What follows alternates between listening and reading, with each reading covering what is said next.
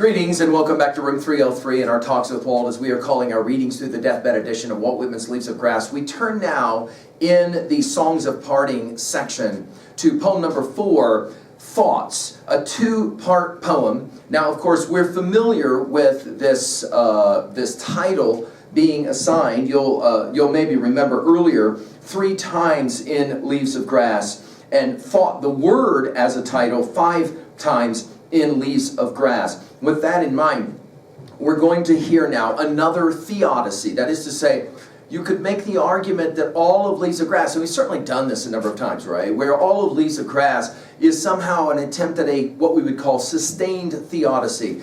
No longer ask, why did this happen to us? Of course, the antecedent primarily to the pronoun this is the Civil War, but rather, why did it happen for us? We're going to play that same game. And we're going to be back to Whitman as politician, no question. Now, our assumptions that you've been with us at LearnStrong.net, down that left-hand side, Talks with Walt, our playlist, everything from inscriptions up through and including an introductory set of comments to Party, and then we just finished with Ashes. Now, our Nortons will tell us that this one was originally 2 separate poems, Chance Democratic number 9 and number 11 in Leaves of Grass 1860, combined in Leaves of Grass 1867 as sections 1 and 2 of Thoughts in the supplement, Songs Before Parting. With a little further revision, Thoughts appeared in Leaves of Grass 1871 in the Songs of Parting cluster, and then the present position in Leaves of Grass 1881. The Barrett manuscript of the 2 1860 poems are closely followed in the texts. In Leaves of Grass 1860 blue copy revisions, Whitman gave the title Thought to each and indicated their transfer, unfulfilled, to drum taps. As stanzas of a single poem, they compose a unified vision of immense spiritual results for Western democracy. Again, this notion of a political theodicy, if I can use the language that way. Now, we'll work with these 2 different sections, but we want to point out right away the repetitions that will be a huge part of this poem. For example, when we get to the second line and the word how, we're going to see how 15 times as we move through the poem. Of these years, I sing. Now, this will take us back, of course, just a few poems ago to Years of the Modern.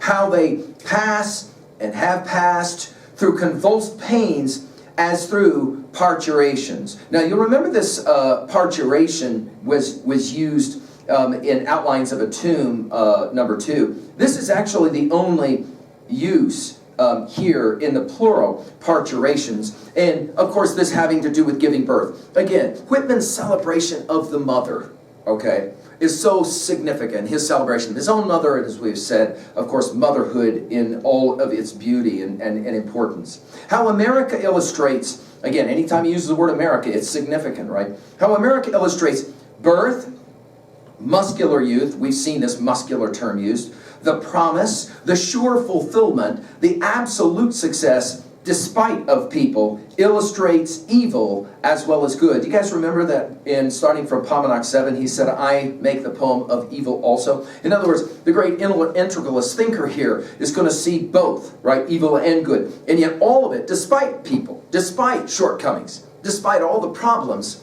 still, somehow, America and democracy and freedom will come to fruition, right? Parturation. The vehement struggle, so fierce for unity in oneself. You'll remember this word vehement into the old cause, vehement of causes, and with antecedents number 2, you'll remember vehement days. You'll remember the word fierce in, as we talked about it, and I Sing the Body Electric 5. He loves this word fierce. For unity, and then of course in oneself. This can be the self of the individual as well as of course the self of the democracy. How many hold despairingly yet to the models departed. Now here we go. This is always going to be this break, as we sometimes have referred to it. Caste, myths, obedience, compulsion, and to infidelity. We have said that the new is the new in 303. That is to say, the NEW is the KNEW, and here he's playing the same game. In other words, there are still some of us, he says, that want to hold on too harshly. You remember in Song of Myself Once, creeds in schools and abeyance. There's some of us who still want to hold on a little bit too closely, too dedicatedly. Obedience here to the old ways. How few see the arrived models. Obviously now he's speaking you know, about his view of muscular democracy, right? How few see the arrived models. The athletes, we've seen the way that he teaches, that he plays this game. Remember Song of Myself 47, I am the teacher of athletes. Athletes, he'll say, the Western states, or see freedom or spirituality. We've commented already on his love of the West as being an exemplar of what America ultimately will be. See freedom or spirituality or hold any faith in results. He says it's still few that really get it. Of course, he's going to say it now in parenthetics, but I see the athletes and I see the results of the war, glorious and inevitable. Again, the theodicy, right? And they again leading to other results. How can he call what we read in drum taps, the horrors of drum taps in the war, how can he call it glorious? Because it's his theodicy. This idea, why must there have been such pain and suffering? He will make the argument that the soreness, the suffering, will ultimately soar. This is why he loves to have flight themes throughout his poetry. How the great cities appear. How the democratic masses, you'll remember this use of en masse, turbulent, willful, as I love them. And you're going to begin to hear more of this as I love, right? How the whirl, think about how his use of that word in Leaves of Grass, the contest, the wrestle of evil with good, again, back to starting from Pomenoc, this time 15 with the use of the word wrestling. We've already commented on starting from Pomenoc 7. I think there's a lot of Pomenoc sitting here, which is why we study all of the poems in the order of the Deathbed Edition. Turbulent, willful, as I love them. How the whirl, the contest, the wrestle of good and evil, the sounding and resounding keep on and on. And for those of you that go, where have I heard that? It is Song of the Open Road, passage 9. Go back and read it to ground. It's funny how you'll begin to hear these echoes.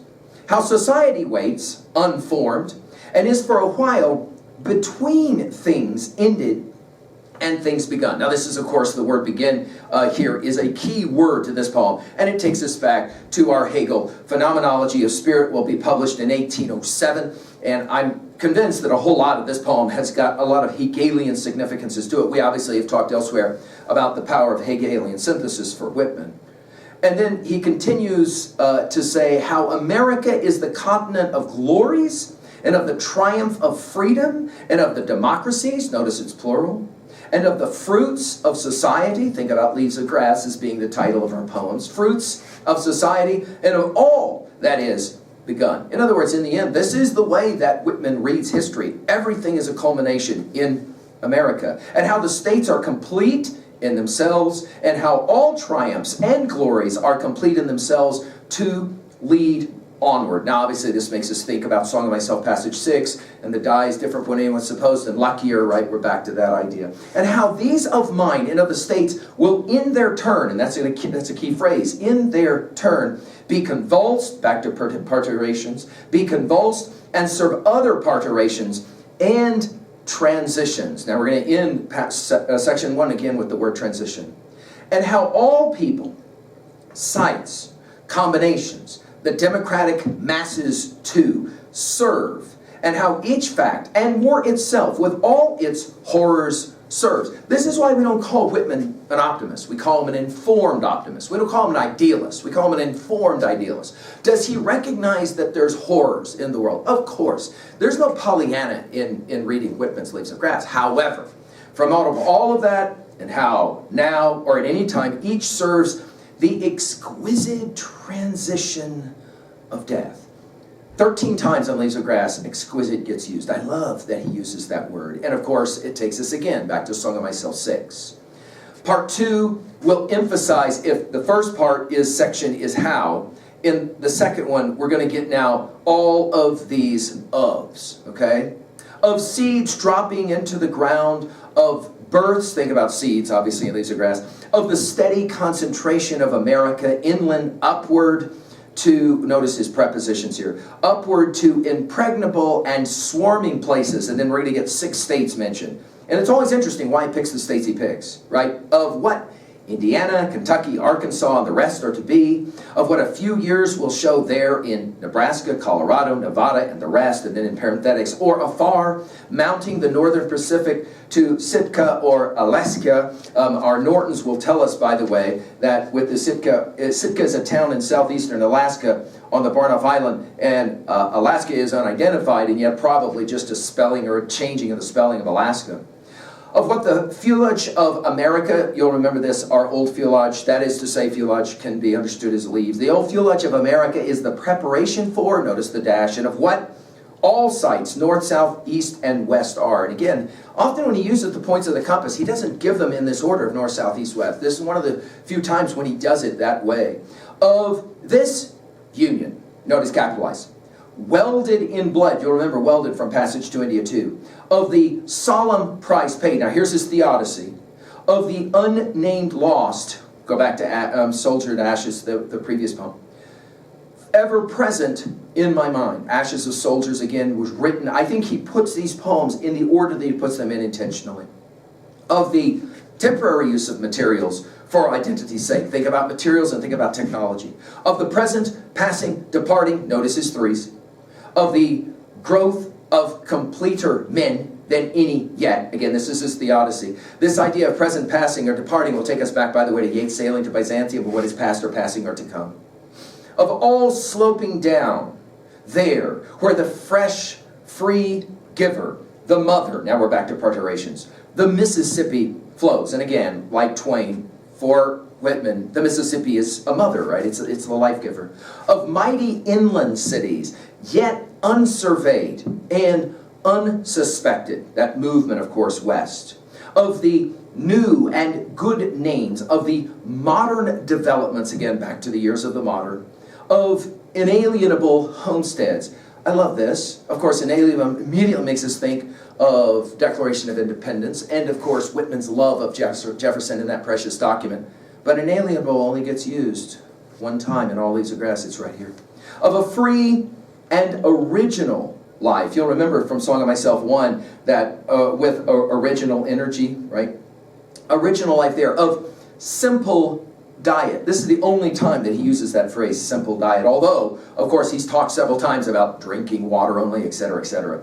Of simple diet and clean and sweet blood. Sweet blood, you'll remember from Song of the Exposition 7. And then when we get to the last poem of this section, of this cluster, so long, we're going to hear that one more time, sweet blood. Of the litheness, only time in All Leaves of Grass, litheness gets used. Majestic faces, you'll remember in Song of Myself 48 how he says he sees God in his own face and in other faces in the glass. You'll remember he says it. Clear eyes and perfect physique. You'll remember this idea of the physical body, right? I sing the body electric. There, of immense spiritual results. Future years, far west, each side of the Anahuacs. Now, Nortons will tell us about this Anahuacs, that it's an Aztec name signifying the plateau valley in which the city of Mexico is located. Crossing its highest part is a series of ranges, part of which is called Cordillera de Anahuac. The sense of the line and the plural form indicates that Whitman is referring to the mountain ranges, as obviously he loves to do. Of these songs, well understood there. In other words, his poetry will be understood globally. Being made for that area. Of the native scorn of grossness and gain there. You'll remember grossness from Song of the Universal One. And then he ends this poem with a parenthetic, or it lurks in me, night and day. You'll remember lurks from Out of the Cradle, Endlessly Rocking. What is gain, after all, to savageness and freedom? Savageness gets used one and only one time in All Leaves of Grass, and it is right here. I find that remarkable as well. Now, what is it that he's saying in terms of messages, themes? Well, I think he's making the argument that America is rooted in dynamic, in savage growth. In other words, there is a theodicy at play that says all suffering leads to positive growth, to development, ultimately, right? And it's got to happen in the future for Whitman. He sees it coming. He sees us. And I love how how is repeated 15 times, how the word of is repeated 24 times in the second section. This repetition is compelling, and again, we're so familiar with it by this point. If you've read every poem in Leaves of Grass up to this point, it doesn't frustrate you as maybe the way it did at the beginning. At 3A, I mentioned Hegel's philosophy, or phenomenology of spirit, at 1807. I think there's a whole lot of this idea here. Finally, at 3B, to own a poem like this, how about you guys? Do you share Whitman's informed optimism that all suffering, especially cultural suffering, can lead to something greater? And is that thing America? It's possible that you'll begin to adopt, I hope that you'll begin to adopt some of Whitman's views in that regards. Thank you.